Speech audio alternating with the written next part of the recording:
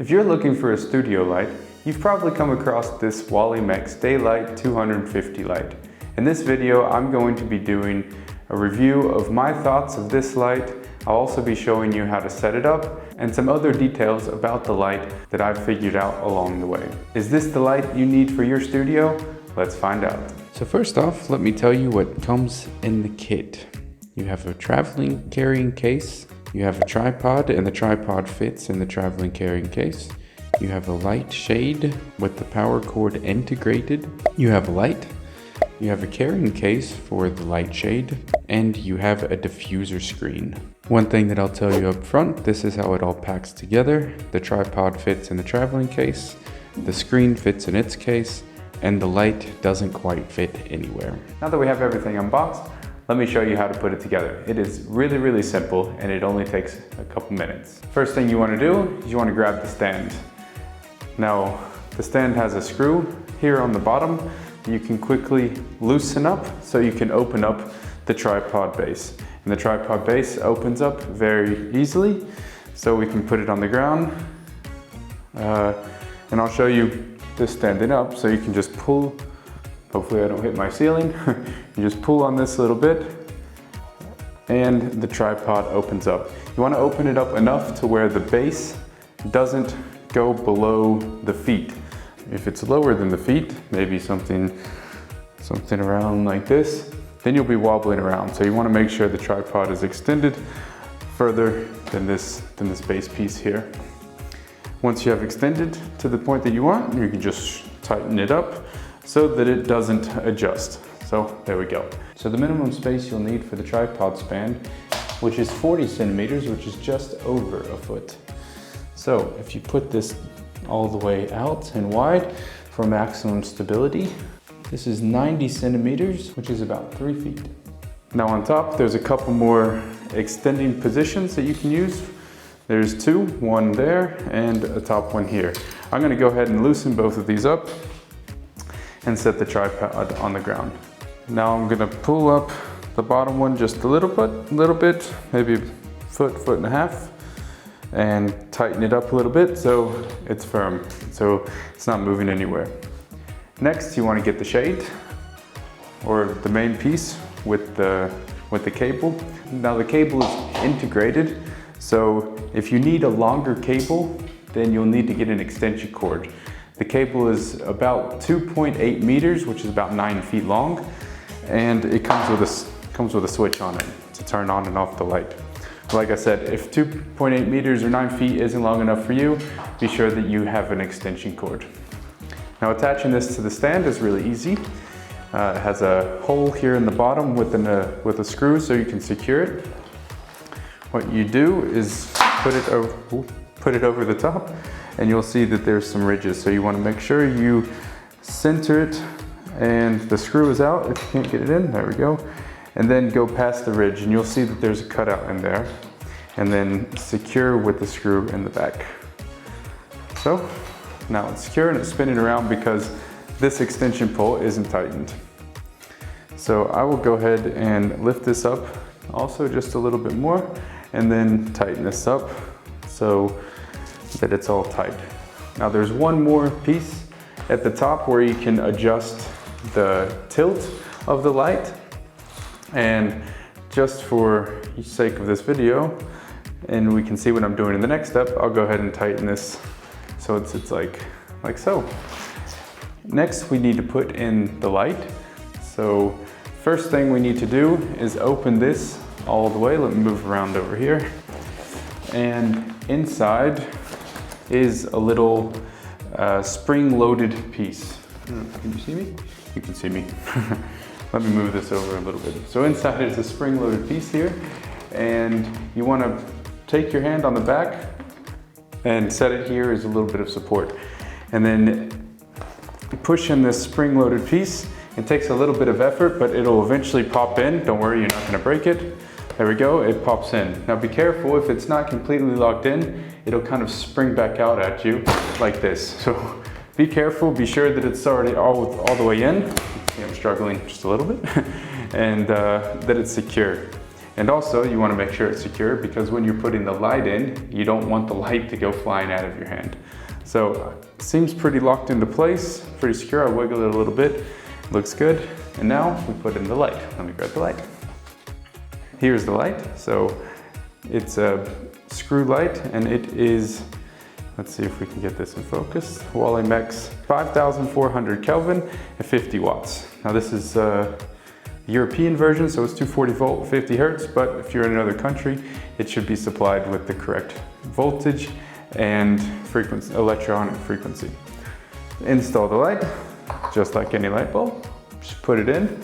How many people does it take to put in a light bulb? Today, just one. So don't want to over tighten it. And now it's in.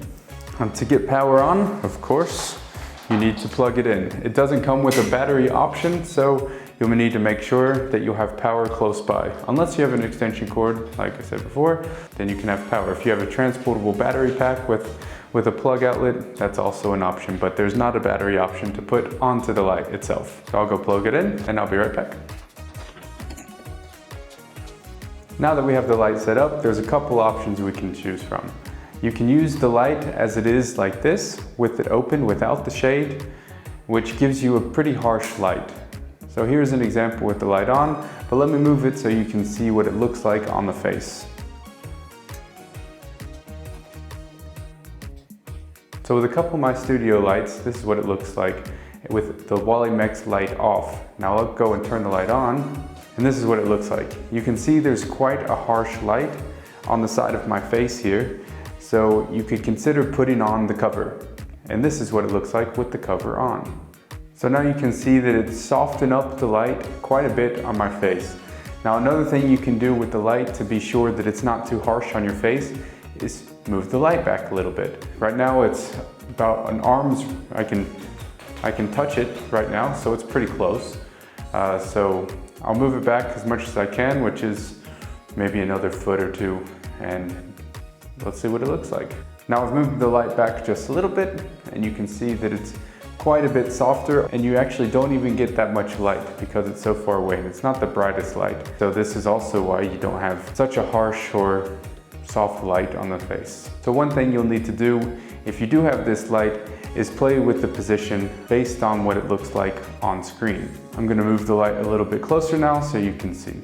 So this light comes with a screen, as I've shown before, and it attaches to the light with Velcro. So on each side of this octagon, if it's an octagon, 8 sides, looks like there's about 8 sides. So each side of the screen has a Velcro piece that can be attached to the light. So I'll attach this real quick, and then we can see the difference of with the shade off and then with the shade on.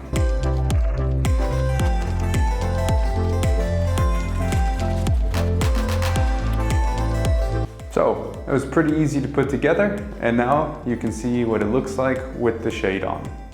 Now the light can stand at a total height of 2.8 meters or 9 feet, which if you remember back to the cable is actually the same length. So it doesn't quite make sense, and you actually would have to have an extension cord if you want to use this light at its maximum height.